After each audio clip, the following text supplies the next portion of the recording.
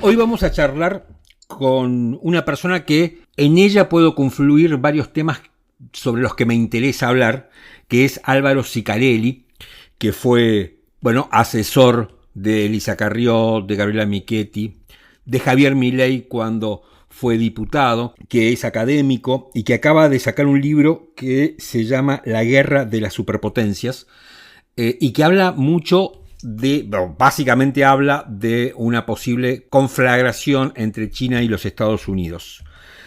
Así que tenemos una serie de temas, me parece a mí muy interesante para charlar con Álvaro. ¿Cómo estás? Hola Martín, muy buenos días. ¿Cómo estás? Un gusto recibir tu invitación y tu llamado.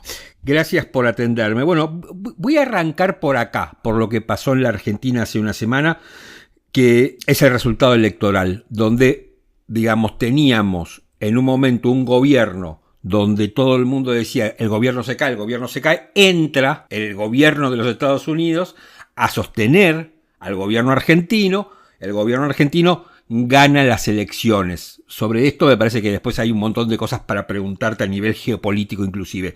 Pero ¿cómo lees el resultado electoral? Bueno, si vamos a hablar primero de los resultados per se, y si extrapolamos el resultado al 100% del padrón habilitado de votantes, el gran ganador fue el ausentismo. 32%, repito, extrapolando al 100% el padrón electoral, el 32% real de los votantes decidieron no ir. Directamente no, ir, impugnar, ir y votar a múltiples opciones, en una forma de atomización, o ir y votar en blanco. No, directamente no ir. No sentirse estimulados a poder manifestar su opinión, su análisis de la realidad o su acompañamiento a tal o cual expresión política, sea la del oficialismo que representa el presidente Javier Milei, o la principal oposición, que fue el Frente Patria, Fuerza Patria. Me parece que esto es algo importante y te diría casi urgente de atender, ya sea para los propios analistas como para la propia dirigencia política. ¿Qué pasa? Que, si yo mal no cuenta, 12 millones de argentinos decidieron no expresarse. Además, discúlpame. 12 millones de argentinos, sí. No, que es una constante que se ha venido dando en todas las elecciones que se celebraron este año. Exactamente, y en el caso de esta elección de medio término, es la elección de medio término del retorno a la democracia, o sea, de 1983, con menor participación. Y muchos pueden decirnos, Martín, Álvaro, es una elección de medio término, es una elección que efectivamente no se está decidiendo el futuro de la conducción del Poder Ejecutivo, pero sí es absolutamente relevante en torno a lo que, para la configuración de las opciones políticas en la elección del 2027, estoy hablándolo, mediano plazo. Sí, claro. Pero en el cortísimo plazo, la continuidad o no, el potencial éxito o no, del programa económico del hoy gobierno nacional en una situación de inestabilidad cambiaria, y por otro lado, porque esto lo dicen propios y ajenos, donde la economía real todavía se encuentra en una situación crítica. Entonces, este 32% que nos fue a votar, entiendo que está manifestando una llamada, es un gran signo de exclamación, es una gran llamada de alerta, es una gran llamada de atención, para que la dirigencia vea que no está todo perfecto, que no está todo, quizás todo mal, pero tampoco está todo perfecto y que estamos en el mejor de los mundos. En el caso de la fuerza ganadora, el gobierno nacional, yo creo que si tomáramos ese 40%, que cuando extrapolamos al 100% el padrón, en realidad creo que da el 30%, pero vamos a tomarlo sobre el 68%, da 40-41%.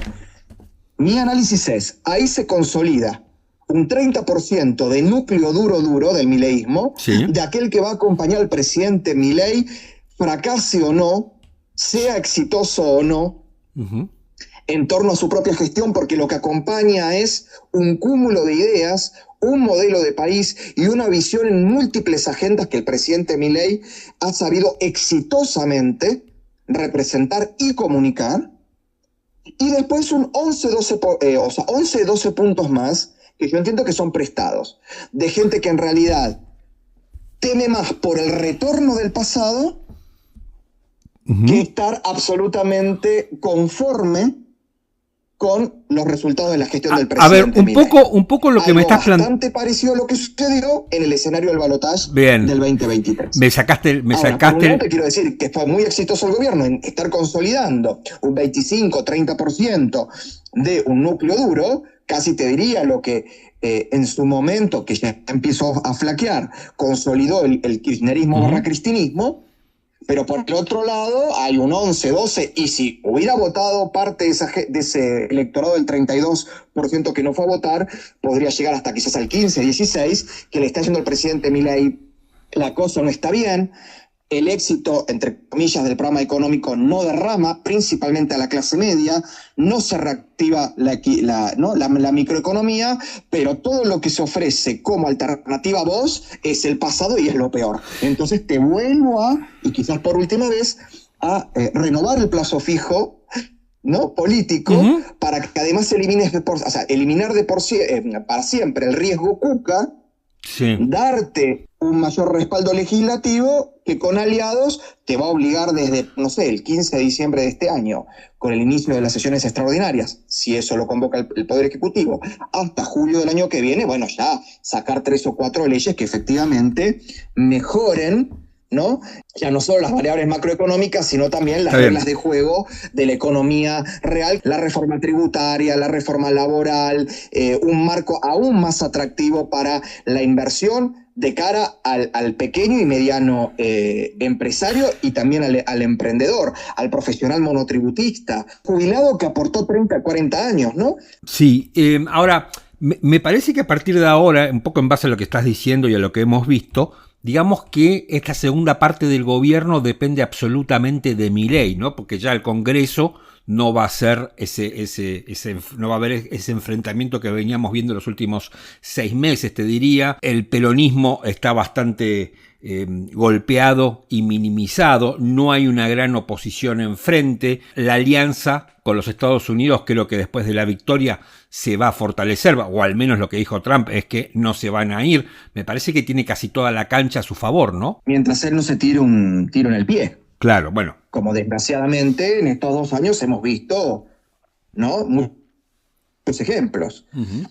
Amén de que no surjan otros cisnes negros en torno a una cuestión que es, nos damos cuenta que es vital, pero también un talón de Aquiles, que es la sospecha sobre falta de transparencia en la gestión del gobierno. Totalmente. Que para un sector que, repito, lo apoya circunstancialmente por temor al pasado, las cuestiones relativas a el sistema institucional, las instituciones republicanas y la transparencia o la anticorrupción es muy importante para mantener o no el apoyo al gobierno. Tampoco yo doy por muerto a nadie en la oposición, ¿eh? Sabemos muy bien que, como diría ese famoso apotegma de Antonio Cafiero, los peronistas somos una bolsa de gatos. Sí, cuando todo el mundo cree que por dentro nos estamos matando, en realidad nos estamos reproduciendo. Y la capacidad que ha tenido el peronismo como maquinaria para tomar el poder, retenerlo y multiplicarlo en torno a una pendularidad ideológica y cambiarse de máscaras, porque podría estar fallando en los próximos meses. Entonces, la importancia de que el presidente de la Nación conduzca los destinos de su gobierno con firmeza, con una dosis de audacia, pero con mucho realismo y pragmatismo y cintura política, bueno, estará a la orden para que esto no volvamos a entrar en un fracaso. Y recordemos que en el 2017 el oficialismo macrista gana con una mayor participación, incluso con mayor porcentaje que el mileísmo, más del 43%, las elecciones de medio término, y ya conocemos cómo fue el resto de la historia. Producto de cierto voluntarismo con una dosis de soberbia, principalmente, ¿no?, a la orden del entonces jefe de gabinete, Marcos Peña, que echó por tierra un triunfo electoral tan importante, porque además creyeron que era la destrucción total del peronismo, y ya sabemos lo que pasó. Sí, totalmente. A ver, te hago el siguiente planteo y me meto un poco de refilón en tu último libro. Muchos dicen, bueno, si Bessent no se metía a comprar pesos, ¿no?, el gobierno se caía. Si esta alianza con Trump, entre Trump y Milei, no se daba, digamos, hoy Milei no era presidente, yo lo he escuchado de esta manera, y al mismo tiempo dicen, bueno, los norteamericanos se metieron porque quieren que la Argentina saque a China de América Latina o de Argentina, para que no, porque los Estados Unidos tienen miedo que suceda con China en América Latina lo que sucedió con China en África, donde ya, digamos, Estados Unidos perdió ese tren. Al mismo tiempo, los críticos de esta situación dicen, bueno, pero en realidad no nos conviene aliarnos tan fuertemente con los Estados Unidos porque tenemos economías competitivas, mientras que con China tenemos economía complementaria y es digamos, después de Brasil, el principal socio de la Argentina. Toda esta ensalada que yo te acabo de hacer, ¿cómo la ves? Bueno, lo que pasa es que son múltiples, ya sé, te maté. Planos. Lo que me acabas de exponer, yo te diría que del lado de Estados Unidos adhiero a ese análisis que haces en torno a que en realidad la construcción de una alianza desde Estados Unidos para con Argentina tiene que ver más con la contienda estratégica de Estados Unidos para con China en torno a sostener su hegemonía política, económica, militar y cultural a nivel global que a la idea de consolidar para el mediano y largo plazo una alianza con un país puntual de Sudamérica como es la Argentina. Creo que justamente esta estrategia de weaponize, de transformar a ciertos estados en armas, esto también lo hace China, ¿no? Pero estamos hablando puntualmente de Estados Unidos. Sí. Para contrarrestar el avance de China, no sé si necesariamente es el espíritu de aliancista de Estados Unidos para puntualmente con Argentina. Por el otro lado, la idea que tiene el gobierno nacional de construir una alianza basada en el alineamiento automático de Argentina para con Estados Unidos, principalmente en lo que es el acompañamiento de Argentina dentro del sistema de organismos internacionales a Estados Unidos, sin discusión, sin ningún tipo de, te diría hasta de grises o de matices, ¿no? Voy y acompaño en todo a Estados Unidos, queriendo copiar ese mismo vínculo que tiene el Estado de Israel con Estados Unidos, y acá tengo que hacer un paréntesis. Sí. El Estado de Israel tiene una alianza estratégica basada en el alineamiento automático con los Estados Unidos, sí, luego de 60 años de construcción de ese alineamiento, principalmente basado en la confianza y la cooperación mutua. Israel no se regala.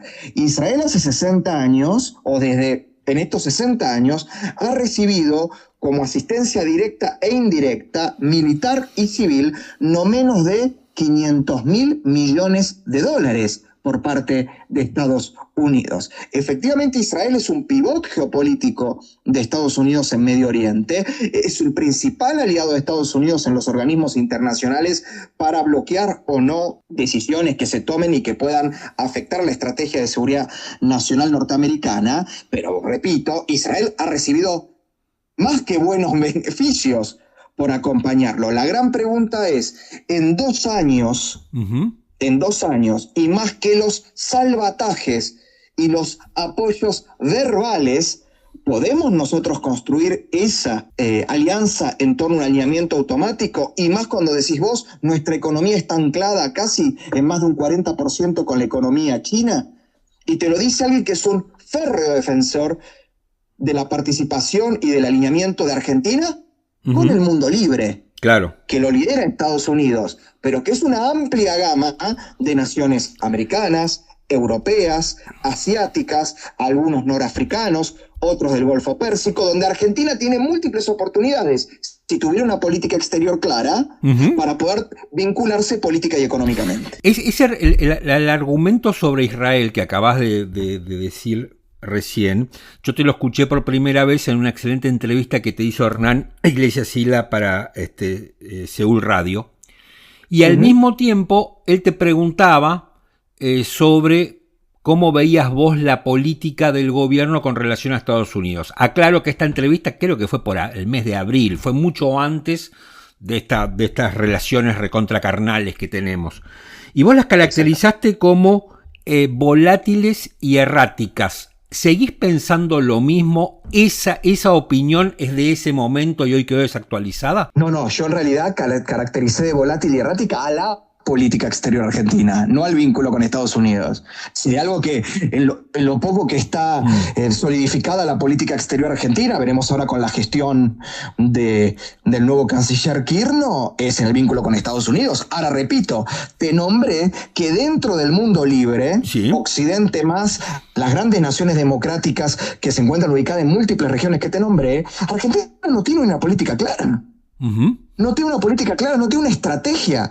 Argentina no tiene una estrategia clara en materia del Indo-Pacífico. Argentina no tiene una estrategia clara y definida en relación a naciones como Arabia Saudita, Emiratos Árabes o Kuwait de cara al Golfo Pérsico. Argentina no tiene una política clara con un mercado que es absolutamente complementario y que está en emergencia, digamos, en emergencia que es de emergente, sí, claro, hacia lo positivo, que es múltiples naciones de África que están mejorando su economía y que son ávidas de comprar, bueno, productos primarizados, productos quizás sin alto valor agregado, pero que obviamente son mercados nuevos para la agroindustria argentina. Y no hay.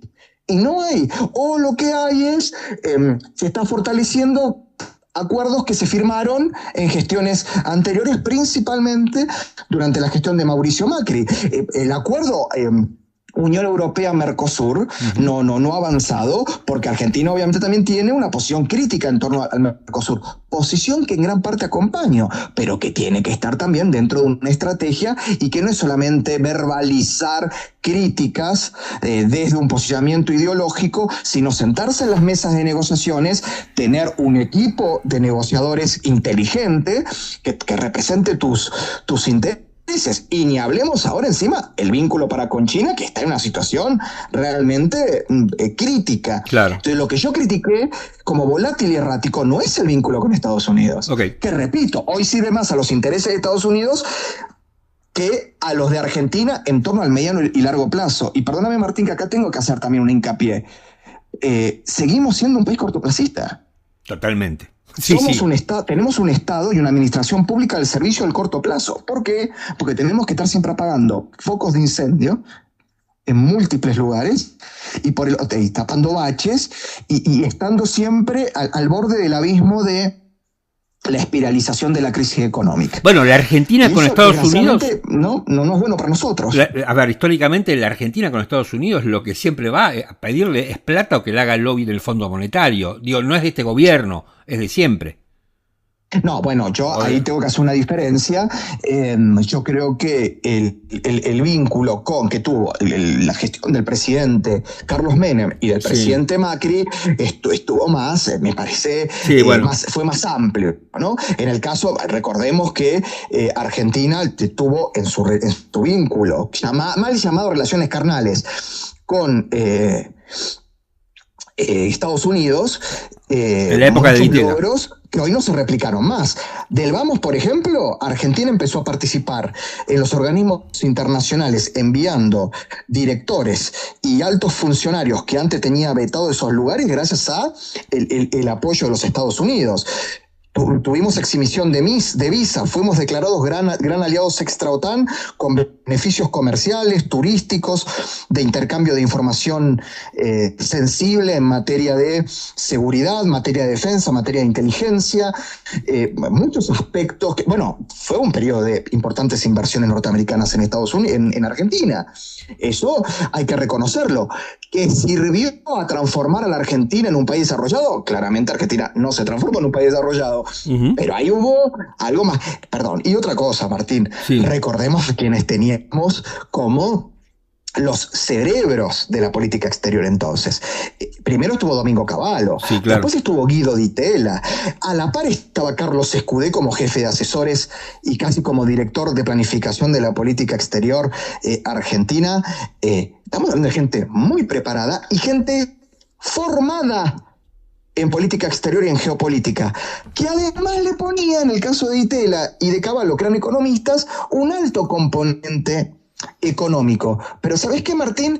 No hacían economicista la política exterior, como hace este gobierno. Este gobierno no le da una cuota de alto valor, que es importante, a la economía, pero se olvida que la política, la diplomacia, la inteligencia estratégica siguen teniendo un valor muy importante en cualquier política exterior de cualquier estado. Emergente, potencia media, potencia o superpotencia. Álvaro, vos en tu libro planteas más o menos como que tarde o temprano Estados Unidos y China se van a enfrentar. Se reunieron hace pocas horas Xi Jinping y Donald Trump en Corea del Sur. Primero quería preguntarte por qué pensás que es inexorable este enfrentamiento, y después si tenés ya alguna opinión de lo que fue este encuentro entre Trump y el líder chino. Bueno, hay una corriente dentro del análisis político-estratégico de las dinámicas internacionales que se llama la escuela de la inevitabilidad. Por eso el subtítulo de mi nuevo libro es La guerra de las superpotencias, de Sun Tzu y Clausewitz, o sea, los dos grandes pensadores de la estrategia militar de Occidente y de Oriente, a la guerra inevitable entre China y los Estados Unidos. Y esta escuela, cuasi fundada por un politólogo llamado Graham Allison, que escribe un libro y múltiples papers, que se llama Destined to War, o sea, destinados a la guerra, en donde desde un concepto llamado la trampa de Tucídides, donde él toma desde la guerra del Peloponeso 16 casos, pero pone 16 casos cuando hay muchos más, pero pone 16 casos muy muy claros de la historia, en donde la potencia hegemónica vigente o reinante, frente al, y él utiliza un término que me parece extraordinario, irresistible ascenso de una potencia disputante, empieza a temer por su propio rol hegemónico y preventivamente acciona de forma directa y ofensiva contra el emergente. Esto pasó, por ejemplo, en la guerra del Peloponeso, cuando Esparta, frente al ascenso de Atenas, decide ir a la guerra, ¿no? La liga, ¿no? Las diversas, la liga de Atenas, la liga de Esparta con la ayuda de Persia, que si bien en el corto plazo gana Esparta, en la guerra del largo plazo y en en el legado cultural, político, ¿no? y valórico, termina ganando Atenas, para por lo menos el mundo occidental. Bueno, él lo que plantea es que todos los factores políticos, económicos, militares y también de la guerra de información y de valores culturales hace que entre China y los Estados Unidos, una de las dos va a pisar el palito, como digamos en el barrio. La gran pregunta es ¿cuál? Para eso invito a la audiencia a leer mi libro y podrán sacar sus conclusiones. ¿Y cómo ves esta reunión entre Trump y Xi Jinping, y que rápidamente Trump dijo que retomaba las pruebas nucleares? No sé si está vinculado. Ahí te das cuenta. ¿Quién está pisando el palito? Los paradigmas, ¿no? Es preferible suspender cualquier guerra dentro del marco de lo económico e incluso activar la amenaza disuasoria a través de los ensayos nucleares, que es nada más y nada menos que recordarle a los adversarios el poder real de un arsenal nuclear estratégico, en este caso el de Estados Unidos, que obviamente, ¿no?, generar una crisis económica global donde a veces los costos son más altos que el de una propia guerra. Vos fíjate que es también una guerra de símbolos. El Departamento de Defensa... Sí, que no es más Departamento de Defensa. Y hagamos hincapié en defensa, quiere decir, defensa es tener mecanismos disuasorios y retaliatorios frente a una ofensiva. Es decir, frente a te aviso de que si me atacas tengo capacidad de respuesta. Lo que quiere decir es que yo soy defensivo, no ofensivo. De repente que el presidente Donald Trump le cambia el nombre a Departamento de Guerra, sí, habla de que hay un cambio en el mensaje. Estamos preparados también para atacar, si es necesario. Entonces, por un lado, pacifico la batalla dentro del marco de Guerra Fría, que hablo en mi segundo libro, la guerra comercial. Pacifico, neutralizo los focos conflictivos dentro de un marco de interdependencia compleja económica que tienen China y Estados Unidos, pero sin embargo, ¿no?, ya empiezan los tambores de la guerra a sonar.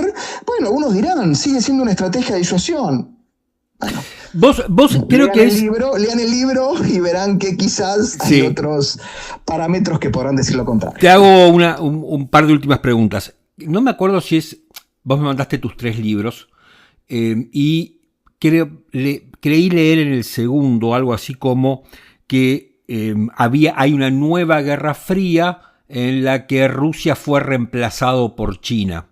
Entonces, mi primera pregunta es, ¿dónde queda Rusia en este contexto?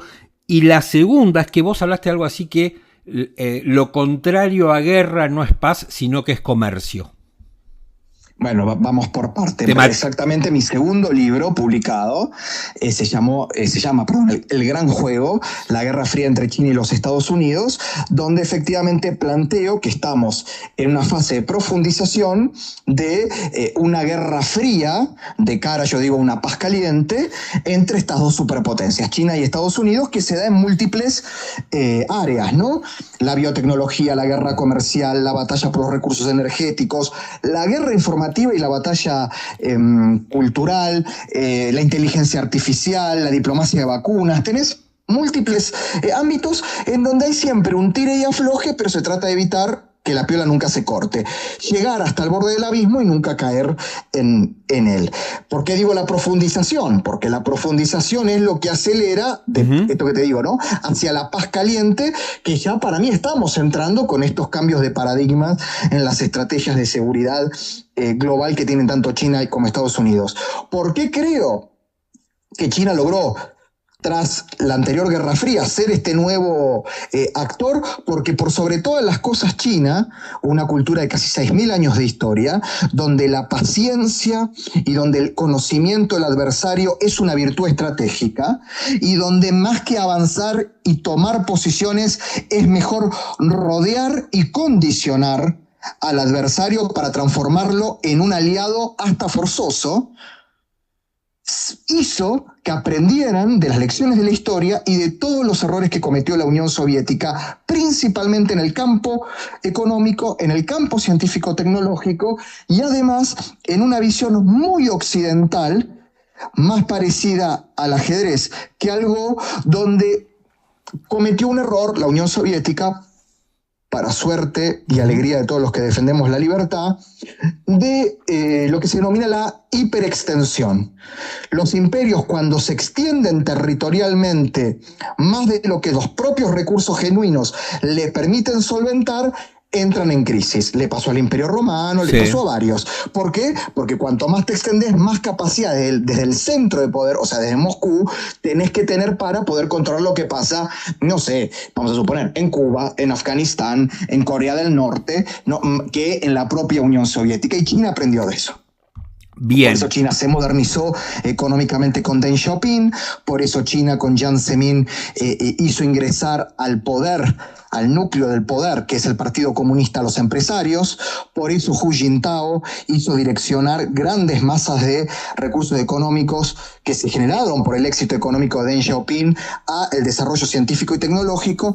Y hoy Xi Jinping, te diría que en un giro hegeliano, en una síntesis de lo que todos sus antecesores llevaron adelante y lograron, está, ¿no?, unificando todo esto: éxito económico, desarrollo científico-tecnológico, vínculo con los intelectuales y con los empresarios, al que le agrega una nueva retórica nacionalista y además, como nunca, un destino de fondos económicos hacia la inversión en materia de defensa y en materia de seguridad regional y global. Gran desafío que pone en alerta a los Estados Unidos. Ahora, hay una cosa muy loca en todo esto, ¿no? Para ir cerrando nuestra charla, que mientras vos explicabas todo esto yo lo estaba pensando. Por un lado, China se benefició de Occidente por un montón de innovaciones que pasaron a fabricar ellos para bajar los costos y que los occidentales vivamos mejor. Es una cosa, ¿viste cuando fue la guerra arancelaria? Hacían el cálculo de cuánto saldría un iPhone en los Estados Unidos y se fabricaba allá, y era como algo así como $13.000, a diferencia de los 1.000 que sale ahora. Digamos que esa mancomunión o ese entendimiento entre China y Occidente generó, me parece a mí, que los occidentales vivamos un poco mejor. y no sé qué podría pasar frente a este panorama que vos pintás. La posibilidad de que exista una conflagración, que puede ser de forma directa o indirecta, puede ser total, pero lo que tenemos claro es que va a ser multidominio, va a ser en el aire, va a ser en la tierra, va a ser en el agua, va a ser en el mar, va a ser en el espacio cibernético y va a ser también en el espacio exterior. Sí. Dependerá principalmente de ese, repito, pisar el palito, de ese temor exacerbado que le quite racionalidad a la visión estratégica del atacante, que va a preferir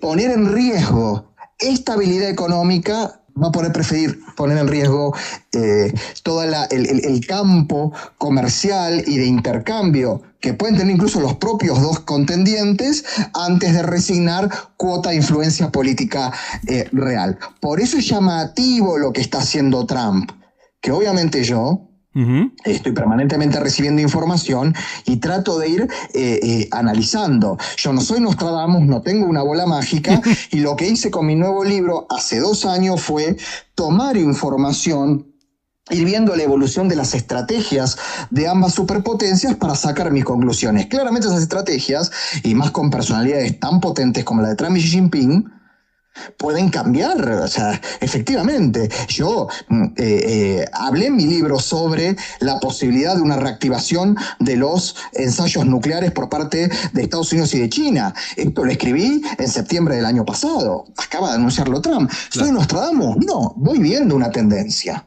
Ahora, también las tendencias pueden revertirse o pueden cambiar su dirección. Por supuesto. Esperemos, porque repito, estamos hablando de la utilización de armamento nuclear. Y además ahora con un factor crítico que es la inteligencia artificial, esperemos que nunca, pero nunca, las armas que fueron creadas para nunca ser usadas, desde el momento en que no solo un bando las tiene, no se transformen en el elemento que haga que estemos viviendo el último capítulo de la última temporada de esto que hemos dado en llamar la especie humana.